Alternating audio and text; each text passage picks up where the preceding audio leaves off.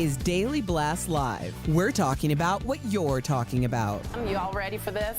This is a sham. No. Nope. Y'all, just stop. Get real. Welcome to DBL. Thank you so much for joining us. We are starting today talking about another mass shooting in America. And how many times we started the show like that? I know, Al. And guess what? This is the 600th, at least, 600th mass shooting so far this year. This one happened about 60 miles from where we are sitting at an LGBTQ plus nightclub in Colorado called Club Q. 5 people were killed and another 25 were injured after a gunman entered the club and began firing with an AR-15 style long gun. A 22-year-old suspect was arrested. Police say he was stopped, thankfully and amazingly, by the brave people in the bar who put their own lives at risk to take him down. As is our policy at DBL, we do not name or show the picture of any mass shooter, but we're now learning he had been arrested last year in connection with a bomb threat that led to a standoff. Now, no formal charges were filed, and that we might think is why his mom decided not to press charges, why there might have been a red flag law come up, which it didn't. So what do we think about the shooter stopped by the crowd? I just want to let you both know the bar had an active shooter training in place, and they enacted it perfectly and saved many, many lives. What do you think, Lindsay? Well, it's something that I think honestly comes to your mind for me living in Colorado. It was the first time I started to, like, when I go to the theater or the mall, I'm constantly like kind of on edge a little and even Colin and I will talk about, okay, let me sit on the outside. He'll say that so that, you know, I can, or let's sit close to the exit. So that's a real thing. But I also know that Colorado is the first state with an openly gay mayor, Governor Jared Polis. And so he, you know, this hits home even more because he's still breaking these records that we don't need to be breaking. Like, there should be gay leadership. There should be LGBTQ plus leadership so that we're not having this conversation over again about whether or not this is a hate crime and whether or not red flag laws need to protect people who are often victims of hate crimes. And, you know, red flag laws are actually active since 2020 in Colorado, and it slipped through the cracks because our laws could actually take the guns away from people that have been in any type of situation dealing with threats and guns. And so we dropped the ball. What was the point of that law and putting these laws if we don't have any database or functionality of actually enacting these laws? Lindsay, I have to respond to you because you just said it well. I wanted you to let you know that the AP, the Associated Press, has found Colorado specifically has one of the lowest rates of red flag usage despite widespread gun use and ownership. Several sheriffs and police have said we won't turn anyone in. Well, then here we are. You know, I mean, and as it pertains to the red flag laws, I mean, the monster in Michigan, that kid that shot up his classmates. There have been so many, but you know, he was in a parent-teacher conference that morning.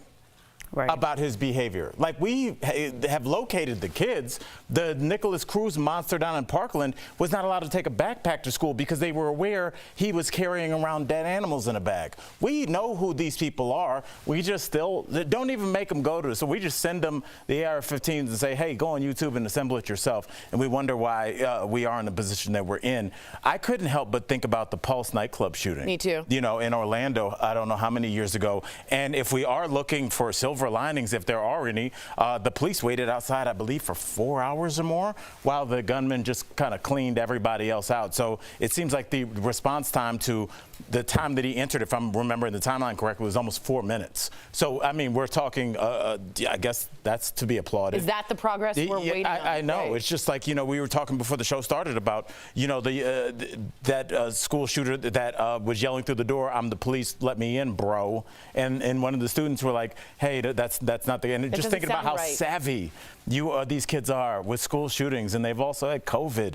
Yeah, I can't wait for in another 20 years, people of my generation saying, well, I don't know what's going on with these kids. These 20 and 30-year-olds, they're so weird. Gee, I wonder why. Well said. I wonder why. I want to ask you more about this in detail because yesterday was Transgender Day of Remembrance, and we want to honor the memory of all trans people who have died in acts of bigotry and violence. But we know that at least one of the 5 people killed at Club Q was a trans bartender named Daniel. And in a statement to mark the day, Nancy Pelosi blamed anti-LGBTQ rhetoric for the violence, saying, quote, whether spouting dangerous rhetoric from cable news desks, or openly bullying school children from the halls of power, MAGA Republicans are cruelly undermining the safety and well-being of our transgender community. Now, according to a study, one of the most influential Twitter accounts spreading this anti-LGBTQ rhetoric is from Colorado Representative Lauren Boebert, from right here, from where the shooting occurred. Lauren condemned the shooting yesterday, offering her prayers to the victims and their families. But if you take a look at her tweets, and I'm not going to read them, in the past about LGBTQ people, drag queens, and others, she repeatedly spread the false narrative that they're groomers and a danger to children. So do you think it's fair that Nancy Pelosi is using MAGA Republicans' rhetoric and saying they are to blame for violence like this? Well, I don't think anyone wants thoughts and prayers from Lauren Boebert with the way that she behaves. But I also think when we talk about MAGA Republicans, 70 million people voted for President Trump. And I don't think 70 million people are discriminatory towards the LGBTQ plus community. So although I understand Nancy Pelosi's anger and irritation when there are people like Lauren Boebert who are adding fuel to the fire, I don't think that now's the time when people are grieving and crying to bring back in politics and just fight when we know that barely anything has gotten done. We were so excited to have a bipartisan gun bill for the first time this year because this is just constant back and forth, like which side are you on? And so I think that families that are grieving would probably just appreciate just genuine thoughts and prayers from people who actually just support them and talk about the policy as you are going to enact it. You know, we're in the middle of deciding races still, even with Lauren Boebert, that hasn't been announced that she's going to keep her position. And so once we have all the final answers, then we can move forward with actually enacting laws and then thinking about how those laws work, because there are red flag laws in a ton of states, Democratic, Republican, and obviously they're not working well. And so that's something that Republicans are actually open to doing, is enacting federal red flag laws. Many of them spoke out that that would be something they want to add to this bill. We just need the police to follow up on those red flag laws. I guess my question is like, well, when do we have these policy discussions? Like, when did we did thoughts and prayers during Uvalde, and then there was nothing. You know, we've had 600 mass shootings. We haven't had that conversation yet, and it seems like it's a way to pass the ball. It's like, well, it looks like, you know, we've had a mass shooting due to gun laws, due to rhetoric, but now's the time to grieve. And then when you say, well, when does that grieving time end? When can we talk about it? The answer is never, and that's the way it kind of keeps getting pushed down the field. And as for the rhetoric not having any impact, you know, I think back to that Texas Walmart where this monster walked in and killed, I believe, 27 Latinos in there, 26 and 27, and they did it reading from the same manifesto that so many of these gunmen have. It's almost the exact same manifesto. The white replacement theory, the grooming theory, the theory that people are coming for your children. These are things that you use to make people so scared that they feel like their only resort is violence and eradication of the problem. And unless we address the fact head on that this absolutely does have an impact on, because 70 million people voted for Trump, cool. All we need is one with an address to have an AR-15 sent to, and all that 70 million doesn't matter. Because we saw in Parkland, even the cops, in Uvalde, even the cops are cowering behind that kind of weaponry because that's usually found on the battlefield. So if we're going to continue to send this message that these people are coming for your children, just like we did with our gay brothers and sisters, and that they did in the 80s. Now they can't go that route because it's not popular, so now they're going after trans people. You know, we're going to continue to see these things, and you know, we'll continue to just sit here and act like there's not a conspicuous relationship between rhetoric, gun laws, and violence. I have to say, it doesn't come out of a black hole. I will say the shooter, I'm not naming him, is the grandson of a California Republican MAGA assemblyman. And I think that's important. This is he, the grandson, not, the grandfather, not the grandson, not the shooter. I think that's important to put into context because it's not coming out of a vacuum. It's not coming out of a black hole. It's being sparked by something. Coming up on DBL, we are going to switch gears here to our interview with holistic plastic surgeon Dr. Yoon. He's warning us about some procedures people are trying to do on their own at home. Plus, we've got the highlights from last night's American Music Awards, including Taylor Swift's big wins and Lionel Richie's Special Icon Award. There's going to be a lot of internet chatter. That's where the red flag goes up. We are never going to agree on this. It's ignorant, and for me, it was just like a damn shame. Tell me I need to do something, I'm going to do the exact opposite. You know why I don't call in sick? Camera hog.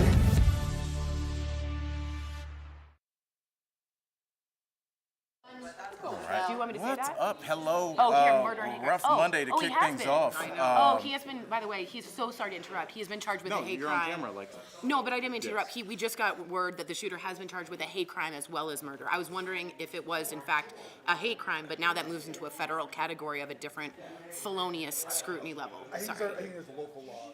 Well, I was about to talk about local laws. I think that if it's like we keep getting the back and forth and pushing the conversation down, I don't think that we need to rely on our federal leaders since they failed us for decades. Like you referenced, since what, the 80s, you know, we've been having this conversation about guns. And so I think it's important to, when we just had this local election in the midterms, like who is your local leadership and how are they going to enact the local gun laws? So like this is a Democratic state, we did enact red flag laws, but so did Florida, and that's a Republican state. But like who are you leaving in position to enact these laws, and what laws do you want to see happen? So like I would like to see social media have some type of monitoring when people have manifestos that are mostly posted online and copied and pasted from one racist person to the next, you know, discriminatory person. And so if that's there, you can't buy a gun. Right. You know, stuff like that. I think that there should be like, and that's specific to states since we can't get it done federally. And that's the problem is we keep running into these situations where it's like, can you have that on your website? Probably. I mean, on your profile. It's not illegal. So now you're kind of trying to prosecute somebody for a thought crime. Obviously, we know where this leads. But in a court of law, I just don't know how you could pin somebody down saying that you Well, have there's been it. each of these cases that we're talking about. There's been like some type of online. I'm sure we'll see in a couple of days what this guy was writing online. So there's been like online dialogue and then prior incidents that would have been caught by the red flag. So if all the agencies are working together, a bomb threat with a standoff would be a prior incident, and that didn't do anything. So it's scary.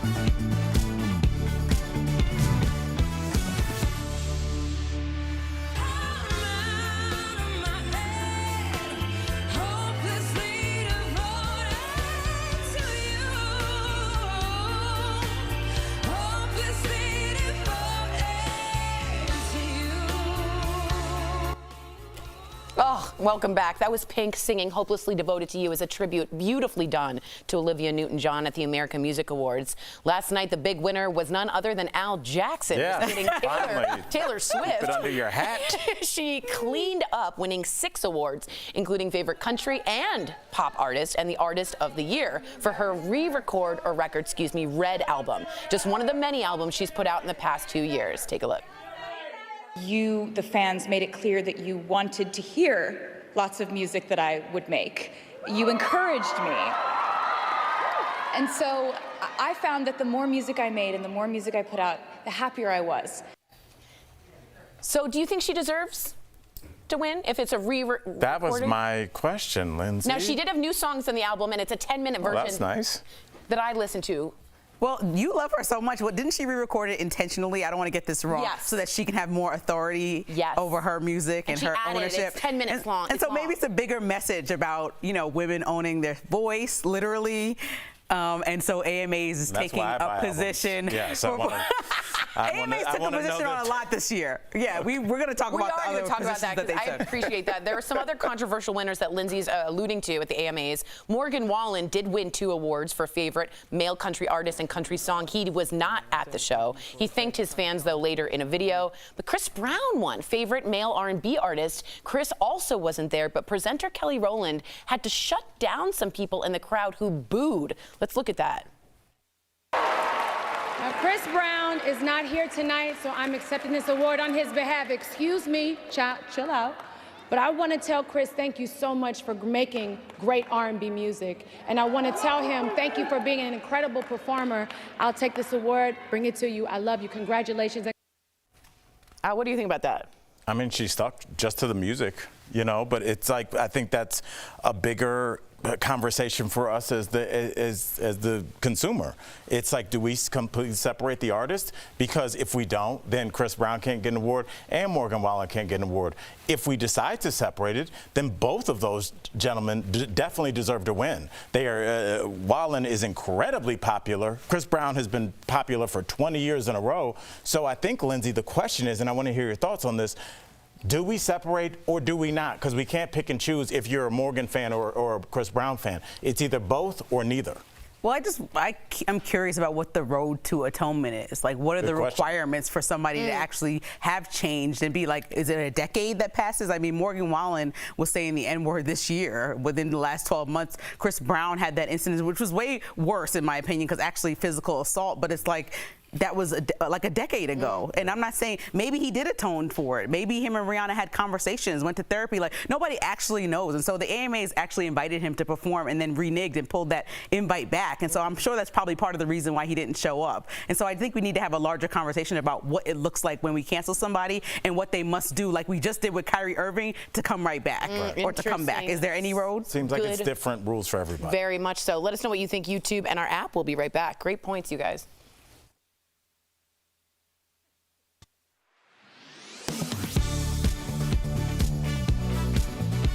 Baby comes with a steep learning curve, and nobody hands you a how-to manual. But there's a lot of advice being doled out on social media. Multiple posts on Twitter recently went viral, claiming that giving water to babies before they're 6 months old is potentially dangerous. But is that true? Let's verify. Our sources are the American Academy of Pediatrics, Children's Health of Orange County, and Dr. Jasmine Pendergrass, pediatric chief resident at Baylor College of Medicine, Texas Children's Hospital. Babies under 6 months old should only drink breast milk or formula, according to the American Academy of Pediatrics and Children's Health of Orange County. All of the hydration and nutrients babies under 6 months need are in those two liquids, according to pediatric chief resident Dr. Jasmine Pendergrass. Breast milk is made of mostly water. We are talking upwards of 80 to 90%, which is why you don't need to add water when breastfeeding. As for formula, there are specific instructions for how much water to add so that your baby gets the correct amount of fluid that they need. Dr. Pendergrass says too much water can lead to a condition called water intoxication. Water intoxication is when you have too much water diluting out your sodium levels, which can actually cause an array of dangerous side effects, including seizures, comas, brain damage, and even death. So we encourage caregivers to read the instructions carefully and understand that they are there for a reason to keep babies safe. So we can verify, yes, it's unsafe for babies to drink water before they're 6 months old. Babies between 6 months and 1 year can have at most 4 to 8 ounces of water per day. The rest of their liquid intake should still come from breast milk or formula. If you have any concerns about your baby's hydration or readiness for water, you should talk to your pediatrician or healthcare provider. With your Verify, I'm Ariande Till.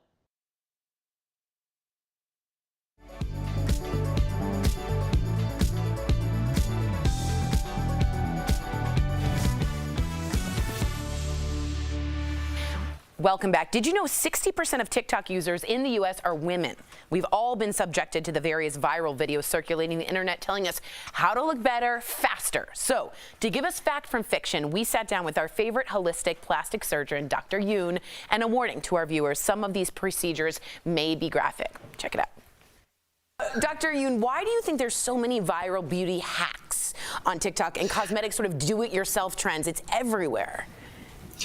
I think it's because these videos, they tend to go viral, okay, because everybody wants to look better and feel better, and they want the easy way to do it. And people are making these videos because they want the clout of going viral. Yeah. When a video goes viral and it's your video, you get this dopamine rush, and it's almost like gambling. It's like when you win gambling and you want to do something else. And so, unfortunately, this has driven a lot of people to put misinformation out there and to make recommendations that a lot of times don't work, and some of them are even dangerous. Yeah, so how can you tell Dr. Yoon what's real and what's a scam? Well, the first thing is you want to find out who is actually presenting that information to you. So if you're looking at beauty and skincare, you want that information to come from a dermatologist, a plastic surgeon, or an esthetician. You don't want it to come from necessarily somebody. I mean, if it does come from somebody who doesn't have, let's say, that type of background, then you want to think, is it too good to be true? Does this sound too good to be true? And if it does, then you got to wonder if maybe this is not accurate information. Dr. Yoon, what are the most horrifying trends that you yourself have seen on the internet recently that you can warn us about?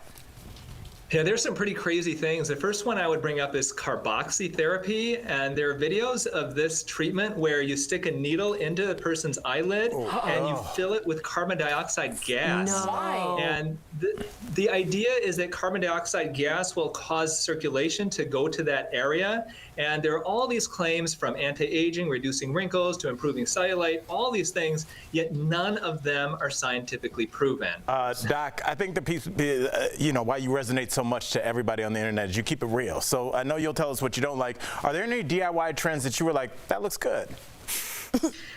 There is a good DIY trend that's huge right now called skin cycling. Skin cycling is basically a 4-day skin cycle where you start with day 1 where you exfoliate your skin. Day 2, you use a retinoid, which is a great anti-aging type of a cream. And 3 and 4, you recover your skin. This is based off a friend of mine, dermatologist Dr. Whitney Bowe. Very, very popular trend, and it really does work, and it's based off real scientific principles. So if you want your skin to look better, try skin cycling. It does work for a lot of people. I'm seeing a lot of these lip plumping. Is that a good thing, a bad, like to the point where some of their results to me look very not what the person intended? So lip injections have to be done by a licensed practitioner, a nurse or a doctor. But there is a device that you're seeing here called a Hydron pen. Yes, and this is a device that shoots the substance with an air pump underneath the surface of the skin. What are we doing? The problem with this is if you're lucky, you can get plumped up, lumpy lips. If you're unlucky and it pushes that filler into a blood vessel, your lip can literally turn black, it can die and fall off. And you can have literally no lip afterwards. Good God. There are dermatologists and plastic surgeons all around the country that are encouraging people, don't do this. Yet you see these videos all the time because it's cheap, it's inexpensive, and you can buy these things literally on normal big box stores online. It's crazy. What? Okay, so really quickly then, we only have about a minute left. How can people achieve the results that they want without putting themselves in harm's way? Well, the big thing is you want to, once again, see who is putting this information out to you. And if you see a video and you go, wow, this sounds great, I should do this, and you're not sure if it's going to work or if it's dangerous, tag a doctor like myself, or there's so many other dermatologists who are on social media, and look for videos that duet them, that basically will show you whether this treatment is either fact, it works, or it's cap, it's a big lie. Because a lot of doctors like myself are out there debunking these types of videos. And no doctors use the word cap, so I appreciate it. Sam, what does that mean? I don't know. Cap means real. No, I was it does hoping not. It doesn't? No, cap means Please tell them, Doc. Go ahead. Cap means fake. It's a Gen Z term that my kids use, and that's how I know it. Otherwise, I wouldn't So the have any idea opposite of either. what I said. Thank you, Dr. Yoon. We love you, and thank you for keeping the people safe and informed. DBL Nation, Dr. Yoon has some incredible videos on his social media debunking trends like these, so make sure you check him out at Tony Yoon, MD. We'll be right back. Thanks, Thank you, Doc. Doctor. Right, no cap. No cap. There you go.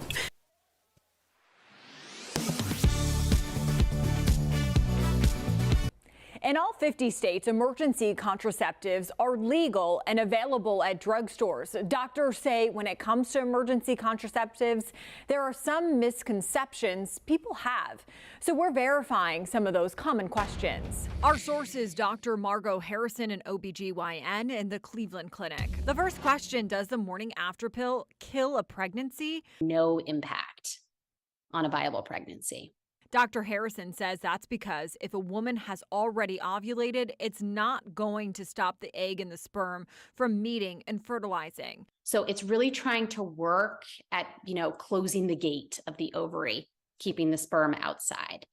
But if the egg gets out, it's no longer effective. So we can verify that no, the morning after pill will not kill a viable pregnancy. The next question, will taking emergency contraceptives affect your fertility long term? According to the Cleveland Clinic, they won't. It's just jolting the body with a message, don't let the egg out right now. So no impact on any long-term hormonal makeup that would impact your future fertility. So we can verify that no, emergency contraceptives will not impact your fertility long term. However, both the Cleveland Clinic and Dr. Harrison say this should not be used as a form of birth control, only for emergencies. And finally, can your weight reduce the effectiveness of the morning after pill?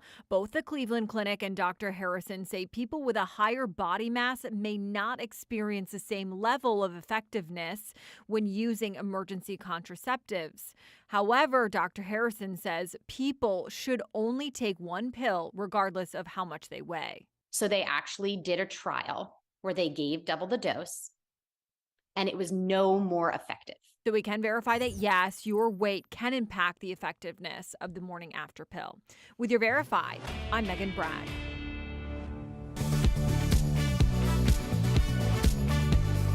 General rule here, if it can spill, spread, spray, pump, or pour, and it's larger than 3.4 ounces, check it. So let's go through some popular items and give them a yes or no. We went straight to the source and got all of our information from the Transportation Security Administration, also known as TSA. Let's start with the appetizers. Fresh vegetables are allowed, but wine, champagne, sparkling apple cider, you will need to check. What about those side dishes? Casseroles are okay to bring through TSA, like mac and cheese, green bean casserole, and stuffing. You are also allowed to keep them cold with an ice pack. However, the ice pack needs to be frozen while going through TSA.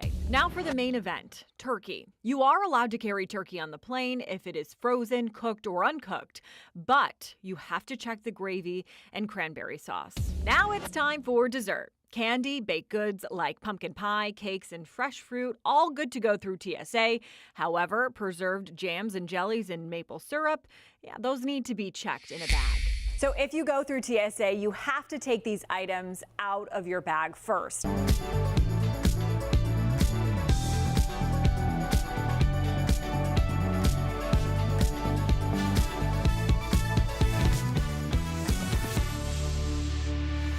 Welcome back. If you find yourself sitting all day like I do, listen up. Daily stretches can help your overall health. So it's time for some joint and muscle support brought to you by Omega XL. First, stretching. It improves circulation. It allows your body to receive more oxygen. Next, stretching can help with your posture by reducing muscle tightness. And get this, stretching can relieve stress by actually activating new parts of the nervous system to help you feel calm. Omega XL has improved the lives of millions of consumers, supported by 30 years of clinical research. Omega XL's powerful and proven benefits have transformed the lives of athletes, celebrities, and dedicated daily users. So call 1-800-686-5325 or visit omegaxl.com for more information. I gotta get your takes quickly, 30 seconds, on Machine Gun Kelly's outfit at the AMAs. Whoa, that's like a Hellraiser. Yeah. Do we like? Do we not? No. No. So it's a strong, hard pass from Lindsay. But I like purple, though. It's regal. That's what you see in that purple? Lindsay? We'll put it back up for a little bit. Let me see. You know what? The color purple is regal. I do like that we ask our artists, especially our fringe artists, to push the envelope a little bit. So, I mean, that's not for me, but that's not for anybody. That's like How do you get that on? Like, come on, Al. I think once it has to be cut off you, I think, exactly. when it's done. Yeah. All right, we'll see you tomorrow, same time, same place. Bye, guys. Nice.